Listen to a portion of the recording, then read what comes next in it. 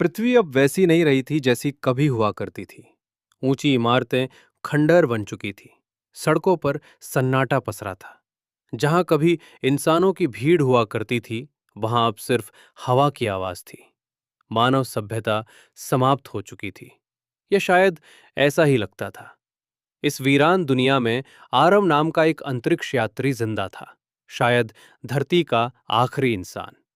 हर दिन वो एक उजड़ी हुई इमारत की छत पर खड़ा होकर डूबते सूरज को देखता और सोचता कि क्या सच में इंसान अब कभी वापस नहीं आएंगे। एक दिन जब वो अपने पुराने कंट्रोल रूम में सिस्टम बंद करने ही वाला था, अचानक एक मशीन जिंदा हो उठी। स्क्रीन पर लाल रोशनी चमकी। एक रहस्यमयी सिग्नल।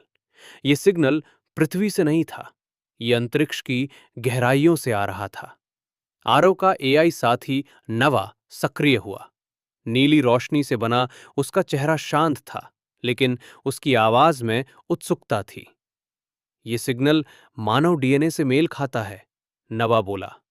आरव की आंखों में वर्षों बाद उम्मीद जगी। बिना देर किए वो अपने आखिरी अंतरिक्ष यान में बैठा। जब यान ने उड़ान भरी तो धरती पीछे छूट गई, यादों, दर्द और अकेलेपन के साथ।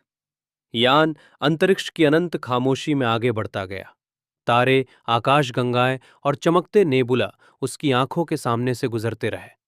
ये यात्रा सिर्फ दूरी की नहीं थी, ये मानव अस्तित्व की खोज थी। कई दिनों बाद एक अजनबी ग्रह दिखाई दिया। वहां का आसमान अलग रंग का था। पेड़ खुद रोशनी देते थे और जमीन से पत्थर हवा में तैर रहे थे।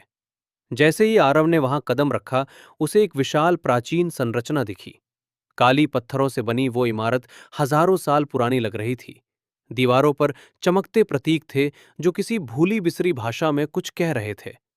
जैसे ही आरव आगे बढ़ा, पूरा स्थान रोशनी से भर गया। एक विशाल होलोग्राम उभरा। उसमें इंसानों के चेहरे थे। बुजुर्ग, बच्चे, महिलाएं, सैनिक, वैज्ञानिक। वे सभी मुस्कुरा रहे थे। एक आवाज गूंजी, अगर तुम ये संदेश देख रहे हो तो तुम अकेले नहीं। आरव की आंखों से आंसू बह निकले। वो सच में आखिरी नहीं था। सूरज उग रहा था। आरव ने अपना हेलमेट उतारा। नवा उसके पास खड़ा था। पहली बार एक नई दुनिया में मानवता ने फिर से सांस ली।